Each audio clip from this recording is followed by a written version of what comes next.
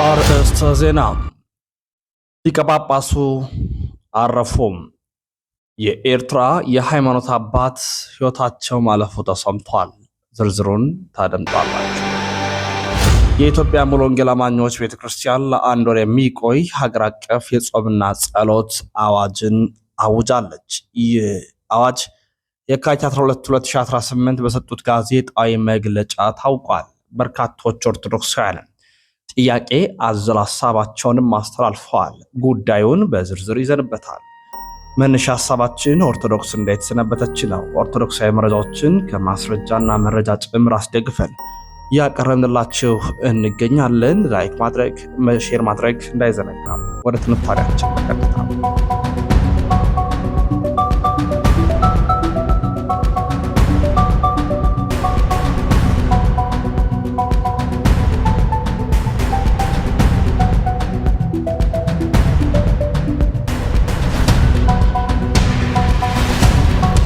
በቅድሚያም የሐዘን መረጃውን በማስደመጥ እንጀምራለን።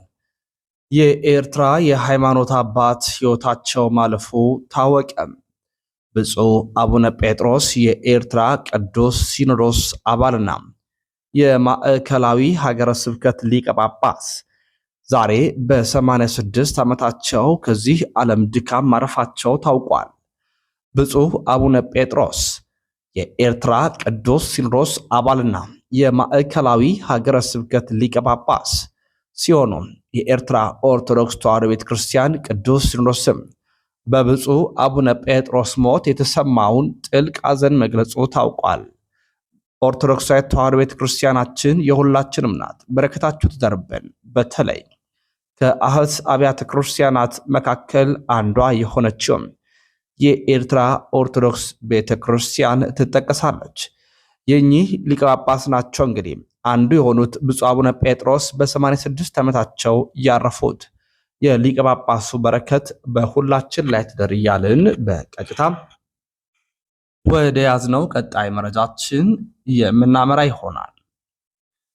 የኢትዮጵያ ሙሉ ወንጌል አማኞች ቤተክርስቲያን ለአንድ ወር የሚቆይ ሀገር አቀፍ የጾምና ጸሎት አወጀች።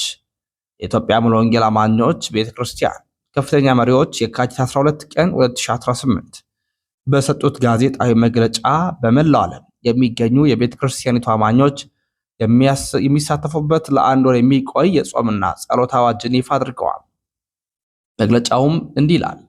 የቤተ ክርስቲያኒቱ ፕሬዝዳንት መጋቤ ላኮ በዳሶም፣ ምክትል ፕሬዝዳንት መጋቤ ለወየው ስንሻው፣ የሥራ አመራር ቦርድ ሰብሳቢ መጋቢ ተመስገን አዋን ነው፣ የሥራ አመራር ቦርድ ጻፊ መጋቢ የኋላሸት ቡኩሉ። የጸሎቱ ዝርዝር መረጃ መርሃ ግብሩ ከየካቲት 30 እስከ ሚያዝያ 2 2018 ድረስ ለተከታታይ አንድ ወር የሚቆይ ነው። ዓላማው ስለ ቤተ ክርስቲያን፣ ስለ ሀገር ሰላም የሚጸለይ ሲሆን የንስሐ የምስጋናና የምልጃ ጸሎቶችን ያካትተ ነው ይላል። በሀገር ውስጥና ከሀገር ውጭ የሚገኙ መሪዎች፣ አገልጋዮችና ምዕመናን በሙሉም በጋራ ጸሎቱን እንዲያደርጉ ለጸሎትም እንዲተጉ ጥሪ አቅርበዋል። የሥራ አመራር ቦርድ ጸሐፊ ፓስተር የኋላሸት ቡኩሉ እንደጻፉት ለጸሎቱ አጋዥ የሚሆኑ ሳምንታዊ የጸሎት ርዕሶች በቤተ ክርስቲያኒቱ ይፋዊ የማህበራዊ ሚዲያ ገጾች በየጊዜው የሚለቀቁ ይሆናል ብለዋል። በዚህም የፕሬዝዳንት ቤት ለመጀመሪያ ጊዜ አደባባይ ላይ አዋጅ አውጆ ጾሙን ጹሙ ብሏል ማለት ነው። የተወደዳችሁ ቤተሰቦቻችን ይህንን ተከትሎ በርካታ ኦርቶዶክሳውያንም በቅርብ ሌላ ነገር ይጀምራሉ። ኢየሱስ ጾሞልኛል፣ ኢየሱስ እንዲህ ሆኖልኛል የሚለው ፕሮቴስታንት ቤተ እምነት በአደባባይ ለአንድ ወር እንዲጾሙ አውጃለሁ ብሎ በድፍረት መናገሩን ተከትሎ ነግ እንዲህ ጠጋ ካሉ ሌሎችንም በጊዜ ሂደት የሚቀበሉ ይሆናሉ ሲሉም ተናግረዋል። እናንተስ በዚህ ጉዳይ ላይ ምን ትላላችሁ? ሐሳባችሁን አስቀምጡ እያልን በቀጥታ ወደ ቀሪው መረጃችን እናምራለን። በደብረ ብርሃን ማዕከል ለተከታታይ 15 ቀናት ሲያሰለጥናቸው የነበሩ በአፋርኛ ቋንቋ ማስተማር የሚችሉ 2 ሰባኪያንን ጨምሮ 35 የደረጃ 2 ተተኪ መምህራን አስመረቀ። በማህበረ ቅዱሳን ደብረ ብርሃን ማዕከል ከ18 ወረዳ ማዕከላት የተውጣጡ የደረጃ 2 ተተኪ መምህራንን ከጥር 23 ቀን 2018 ዓ.ም ጀምሮ እስከ የካቲት 8 ቀን 2018 ዓ.ም ድረስ ለተከታታይ 15 ቀናት በማሰልጠን አስመርቋል። የስልጠናው ዓላማ ሰልጣኞች ስለ ቅዱሳት መጻሕፍት ጽንሰ ሐሳብና ስለያዛቸው ዋና ዋና ጉዳዮች መሰረታዊ ዕውቀት እንዲኖራቸው የማድረግ፣ የተማሩትን ትምህርት ለማስተላለፍ የሚያስችል የመጻፍ የመናገር ክህሎት እንዲኖራቸው የማድረግ፣ ራሳቸውን በእውቀት የሚያሳድጉበትና ለቤተ ክርስቲያን አስተዋጽኦ ለማድረግ የሚያስችላቸውን የምርምር ክህሎት እንዲያገኙ የማድረግ ስልጠና እንደሆነ ተጠቅሷል። የደብረ ብርሃን ማዕከል ስብከተ ወንጌል ዋና ክፍል ኃላፊ የሆኑት አቶ ምህረቱ ብርሃኔ ይህ ስልጠና በስልታዊ እቅድ የሚመራ ነው ያሉ ሲሆን በስልጠናው ከአጎራባች አህጉረ ስብከት ማለትም 38 አማንያን ብቻ ከሚገኙበት አፋር ክልል ዱለቻ ደብረ ብስራት ቅዱስ ገብርኤል ቤተክርስቲያን የስልጠና መጫቸው ከማዕከሉና ከግለሰቦች በመሸፈን በአካባቢው ቋንቋ በአፋርኛ ማስተማር የሚችሉ 2 ሰባኪያንን ጨምሮ 35 ሰልጣኞችን አሰልጥኖ አስመርቋል ብለዋል።